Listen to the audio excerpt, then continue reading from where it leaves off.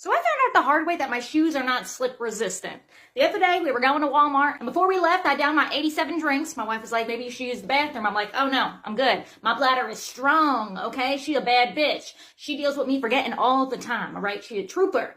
She's like, all right, whatever. So we go to the store, walking down the aisle shopping, and we make it to the pet aisle. And the moment that I grabbed the cat litter, I knew I was in trouble. That feeling hit me harder than a whip at a sex party. I was like, oh, okay, I gotta go. This is not a drill. Babe, when we leaving? Because I gotta go to the bathroom.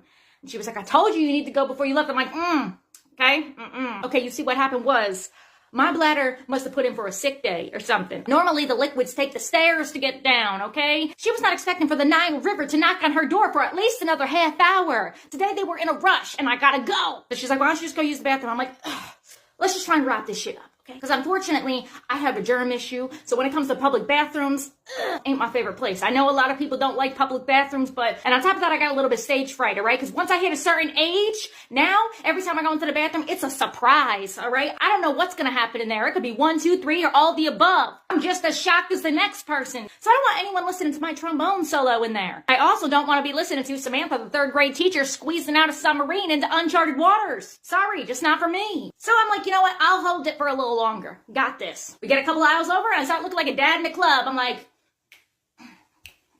every once in a while I throw in a shimmy. I'm like, okay. And I was doing good for a minute. So we pass the milk and I start looking like I'm trying to audition to be a backup dancer in one of Usher's videos. I'm like,